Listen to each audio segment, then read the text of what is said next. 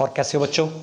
तो बच्चों आज करते हैं हम एक्सरसाइज 11.3 थ्री डायमेंशनल ज्योमेट्री और थ्री डायमेंशनल ज्योमेट्री का हम क्वेश्चन नंबर करेंगे 7।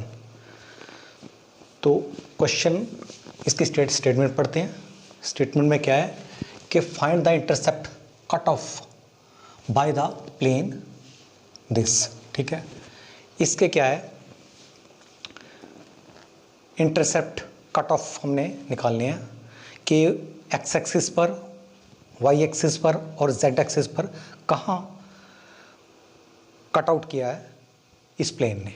ठीक है, जैसे मान लो वो मेरे पास प्लेन है, ये प्लेन है एक, ठीक है, ये एक्स एक्सिस है, ये वाई एक्सिस है, ये जेड एक्सिस है और इस प्लेन में ये प्लेन पड़ा हुआ है।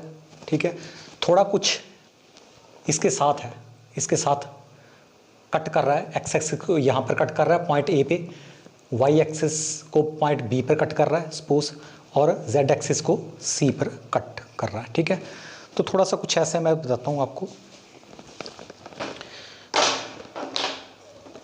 जैसे ये है X axis, Y axis, Z axis, तो कुछ ऐसा, ये ऐसा है कुछ, जैसे ये एक्स एक्सिस है, ये वाई एक्सिस है, ये जेड एक्सिस है, ये ऐसे कट कर रहा है।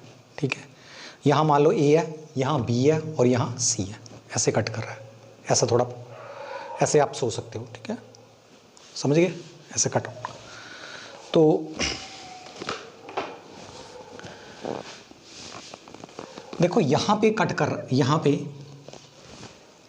अगर इंटरसेक्ट कर रहा है प्लेन, तो ये पॉइंट एक्स एक्सिस पर ए है, तो इसके कोऑर्डिनेट कौन, वाई एक्सिस पर क्या होंगे, वाई एक्सिस यहाँ 0 होगा और जेड एक्सिस भी 0 होगा। तो ये जो पॉइंट बना थ्री डायमेंशनल पॉइंट है, तो ए 0 0 हो गया। और यहाँ पे अगर इसकी बात करें तो ये वाई एक्सिस पे बी है, एक्स एक्सिस पे ये एक्स एक्सिस यहाँ 0 होगा और जेड भी यहाँ 0 होगा। ये पॉइंट बन गया, कोऑर्डिनेट बन गया इसके। और यहाँ पे सी का भी ऐसा ही रहेगा, यहाँ पे 0 और 0। ठीक है, ये पॉइंट, ये पॉइंट, ये पॉइंट, 3 पॉइंट बन गए।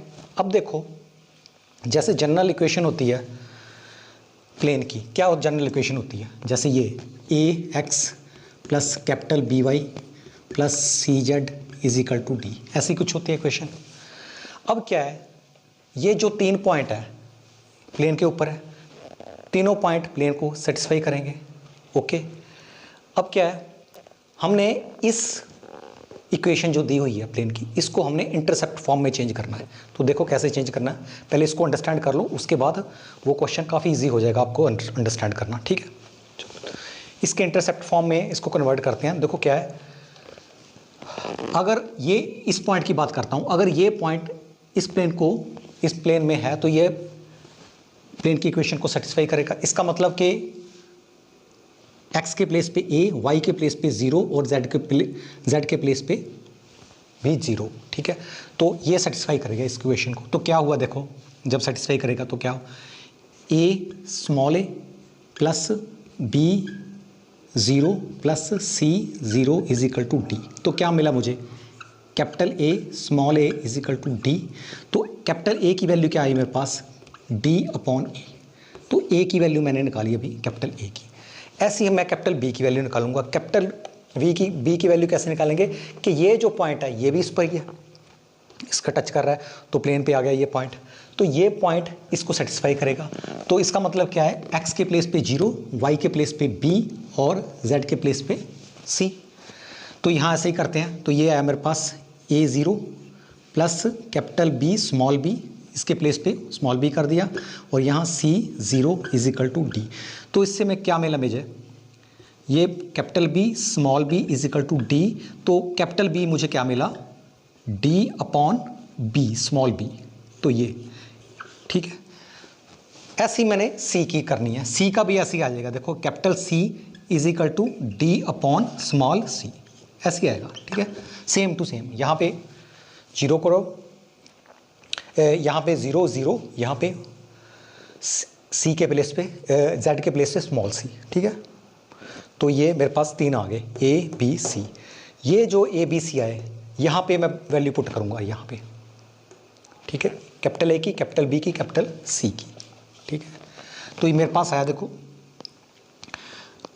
कैपिटल ए का क्या है, D upon A, D upon small A X, B क्या आया मेरे पास, capital D upon small B Y, capital C क्या आया मेरे पास, D upon C is equal to D, थोड़ा सा यहाँ, ठीक है। अब डी कॉमन निकाल लो, डी कॉमन निकाला तो ये आया X upon A plus Y upon B plus ये जेड, यहाँ पे डी, यहाँ पे जेड था, देखो ना, सी के प्लेस पे डी अपॉन सी, स्मॉल सी, ठीक है, स्मॉल सी, तो ये है जेड अपॉन सी और this is equal to D. ये डी नीचे चल, इसको नीचे ले जाते हैं, तो मेरे पास क्या है finally, X upon A Y upon B plus Z upon C is equal to 1। तो ये इंटरसेप्ट फॉर्म होगी प्लेन की। कहाँ पे इंटरसेप्ट है, एक्स एक्सिस पर इंटरसेप्ट ए, वो एक्स के नीचे आएगा, वाई पर इंटरसेप्ट किया तो वो नीचे आया बी, ठीक है, और जेड पर इंटरसेप्ट किया, जो भी इंटरसेप्ट किया वो जेड के नीचे आ जाएगा। तो ये अब क्या करेंगे, अब हमारा ये जो क्वेश्चन है काफ़ी इजी हो जाएगा।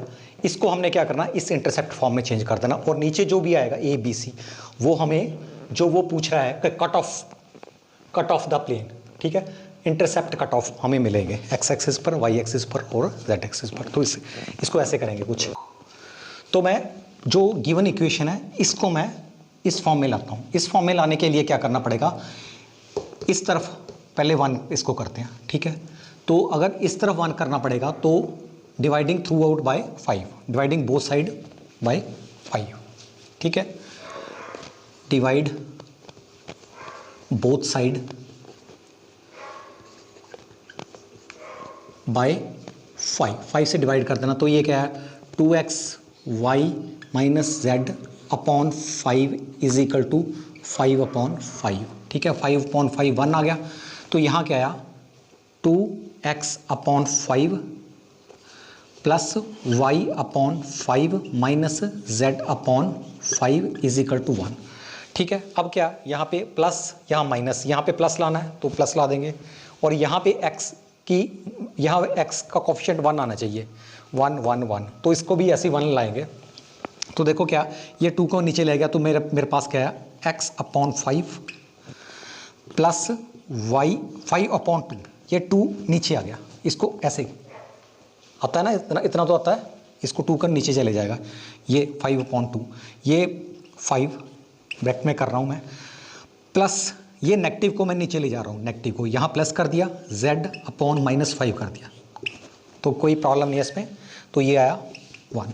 अगर इससे कंपेयर करें, ठीक है, आप एग्ज़ाम में भी एक साइड पर ऐसे इक्वेशन बना सकते हो और साथ में ये क्वेश्चन कर सकते हो साथ में सॉल्व, थोड़ा एग्जामिनर को पता लगेगा कि कैसे सॉल्व किया है। तो ये इसमें क्या आई, ए की वैल्यू क्या आई, इसमें एक्स पर इंटरसेप्ट क्या आया 5.2, बी पर क्या आया 5 और सी पर क्या आया -5। तो ये जो आया मेरे पास 5/2 5 और -5, तो ये मेरे पास कट ऑफ आए इसके प्लेन के एक्स एक्सिस, वाई एक्सिस और जेड एक्सिस पर। तो बच्चों next question number 8। Question number 8 में देखो क्या है, काफ़ी इंटरेस्टिंग क्वेश्चन है, थोड़ा ध्यान से इसको देखना है। इसमें क्या है कि find the equation of a plane with intercept 3 on Y axis. 3 unit है, वाई एक्सिस के ऊपर इंटरसेप्ट कर रहा है, ठीक है, एक प्लेन ऐसा है, और साथ में क्या बोल रहा है, and parallel to X O Z plane, X O Z plane के पैरेलल है, ठीक है, एक्स ओ जेड के कहीं भी ये कट नहीं कर रहा, सिर्फ कट कहाँ कर रहा है, ये इंटरसेप्ट कहाँ कर रहा है, वाई एक्सिस पर इंटरसेप्ट कर रहा है बच्चों, ठीक है। तो इसको थोड़ा सा डिफरेंट अप्रोच से करना पड़ेगा इस क्वेश्चन को। देखो ये अगर आप थोड़ा सा आपको ध्यान होगा कि हमने एक नॉर्मल फॉर्म में की थी प्लेन की equation in normal form, perpendicular distance था हमारा d, ठीक है, हमने की थी, आपको याद होगा थोड़ा सा मैं आपको बताता हूँ, ऐसा था कुछ, ठीक है। अगर यहाँ से यहाँ तक ये परपेंडिकुलर डिस्टेंस डी था, ठीक है, और ये नॉर्मल एन जा रहा था, ठीक है। तो हमने इसकी इक्वेशन निकाली थी आर डॉट प्रोडक्ट एन और टी, ये थी इसकी इक्वेशन, ठीक है। और ये यहाँ नॉर्मल है, ठीक, मतलब कि ये एन जो है यूनिट वेक्टर है यहाँ पे, ठीक है। ये तो वैसे नॉर्मल कोई भी वेक्टर हो सकता है। तो अगर मैं इस क्वेश्चन को अगर हम इस फॉर्म में ले लें, देखो इसमें क्या है, अगर जो ये है, ये यहाँ पे यहाँ से लेके यहाँ तक, अगर ये परपेंडिकुलर डिस्टेंस डी मान लो इसको, D means D is equal to 3, ठीक है। अगर मेरे पास डी आ जाए, ठीक है, ये जो आर जो होता है, आर तो हमें पता है, यहाँ आर्बिट्री पॉइंट लेते हैं हम, यहाँ आर, ये आर बन जाता है, ये कोई भी एक्स वाई जेड पॉइंट लेते हैं यहाँ से, तो ये तो बन जाएगा, इसमें कोई प्रॉब्लम नहीं है, आर में कोई प्रॉब्लम नहीं। हमें प्रॉब्लम यहाँ आएगी, एन यूनिट वेक्टर है। देखो यहाँ पे एज ए नॉर्मल काम कर रहा है, ये जो जा रहा है ऊपर नॉर्मल जा रहा है, ठीक है। एन कैपिटल एन जा रहा है, हमने इसको कैपिटल एन, जब कैपिटल एन जा रहा है, ठीक है, तो देखो ये एज ए वेक्टर अगर इसको कंसिडर कर लें जो ऊपर जा रहा है, ठीक है, नॉर्मल कर लें, तो अगर एन की वैल्यू, या ऐसे करते हैं ना, देखो जो मेरे पास दिया हुआ, let take D is equal to 3, ये है परपेंडिकुलर डिस्टेंस, ठीक है, फ्रॉम ओरिजिन परपेंडिकुलर डिस्टेंस है, ये डी है मेरे पास, ठीक है। अब मुझे चाहिए एन, ठीक है। अब अगर कैपिटल एन की बात करते हैं, कैपिटल एन की बात करते हैं, तो ये यहाँ पे अगर मैं इसको एज ए एन लूँ, ठीक है, अगर ऊपर जा रहा है, आगे तक जा रहा है ना, जैसे ये एन जा रहा है, तो इसके जो वेक्टर बनेगा, क्या वेक्टर बनेगा इसका, वैसे बनेगा, देखो यहाँ पे 0y plus 3j plus 0k, ऐसे ही बनेगा ना, देखो, ठीक है।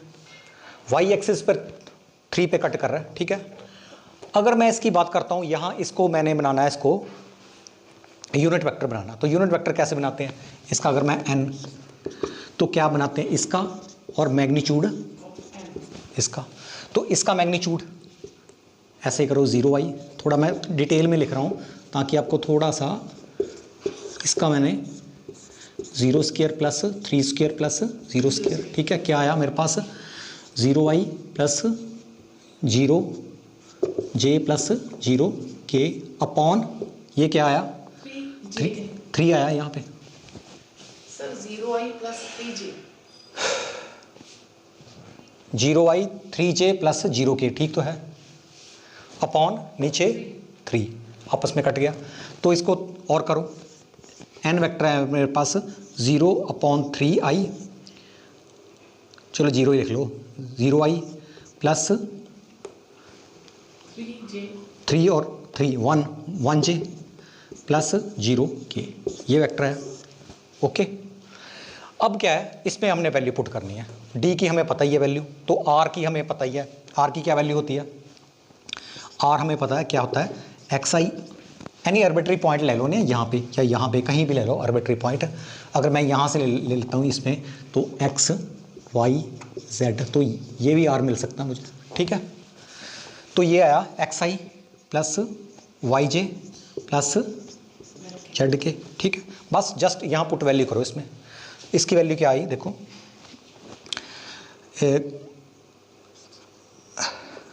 r के प्लेस पे xi yj प्लस z के, ठीक है, डॉट प्रोडक्ट n के प्लेस पे 0y plus 1j plus 0k is equal to D के प्लेस पे 3, ठीक है। इनका डॉट प्रोडक्ट करो आप, इसका जब मैंने डॉट प्रोडक्ट किया, x i का i के साथ, j का j के साथ, k का k के साथ मल्टीप्लाई करना है और बाद में प्लस कर देना, तो ये किया तो plus 0 plus 1y plus 0j is equal to 3, तो ये 0 हो गया, ये 0 हो गया, ये x है ना, 0x 1y 0j, ठीक है। तो y कितना है मेरे पास, y इज इक्वल टू 3। तो ये इक्वेशन नहीं आ गई, ये इक्वेशन है प्लेन की इक्वेशन, जब प्लेन ऐसे होता है, ठीक है। थोड़ा एक और ये तो वेक्टर फॉर्म में था हमने, ठीक है। थोड़ा और आपको बताता हूँ, एक और इसको क्वेश्चन को थोड़े अल्टरनेटिव मेथड में करते हैं दूसरे में, तो शायद आपको वो अच्छा लगे, वो उससे कर लेना, या अगर इससे अच्छा लगे तो इससे कर लेना। देखो क्या है, अब अगर मैं इसको कार्टेशियन फॉर्म में चेंज करता हूँ, इसको कार्टेशियन फॉर्म में चेंज करें तो इसका क्या होगा, xi plus yj plus zk, और इसकी क्या होगी, ये हमें पता है कि lx li plus mj plus nk is equal to D. ये जो है, ये क्यों मैंने एल एम एन लिया, क्योंकि ये डायरेक्शन कोसाइन है, क्योंकि ये यूनिट वेक्टर है, यूनिट वेक्टर के जो भी ये कंपोनेंट होते हैं डायरेक्शन कोसाइन होते हैं, डायरेक्शन कोसाइन होते हैं एल एम एन, ठीक है। इतना तो पता है ना आपको। तो अगर इसको आपस में मल्टीप्लाई किया तो मेरे पास क्या आएगा, आई को आई के साथ, जे को जे के साथ, के को, तो ये L X plus M Y plus N Z is equal to D, ये है, ठीक है। अब देखो, अगर मेरे पास मैं एल एम एन यहाँ से निकाल लूँ, ठीक है, तो मेरे पास इक्वेशन नहीं आ जाएगी इसकी, ठीक। तो यहाँ से देखो करते हैं, ये आपने कर लिया, इसको देख लो। तो मैं कार्टेशियन फॉर्म लेता हूँ प्लेन की, उसके अकॉर्डिंग करते हैं।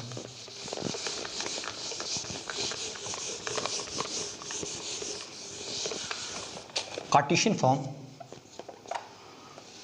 ऑफ प्लेन, ये नॉर्मल फॉर्म में है, ये नॉर्मल फॉर्म है जो हमने लेनी है, परपेंडिकुलर डिस्टेंस है, ठीक है, डी। तो ये है L X plus M Y plus N Z is equal to D. Okay बच्चों, ये आया। अब देखो, हमें पता है, अब अगर आपको पता है कि जो एल होता है, एल ये है डायरेक्शन कोसाइन, इसको कॉज अल्फा ही बोलते हैं ना, कॉज अल्फा।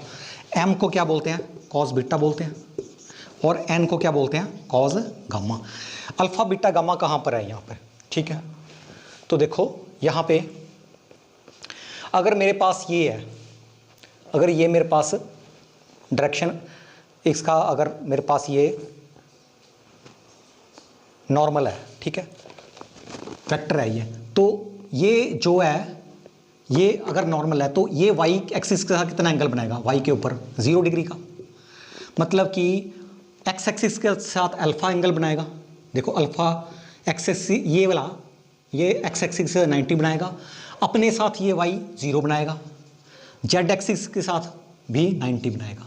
तो इसका मतलब अल्फा 90 हो गया, बीटा कितना हो गया 0, और गामा कितना हो गया 90, ठीक है, अल्फा बीटा गामा।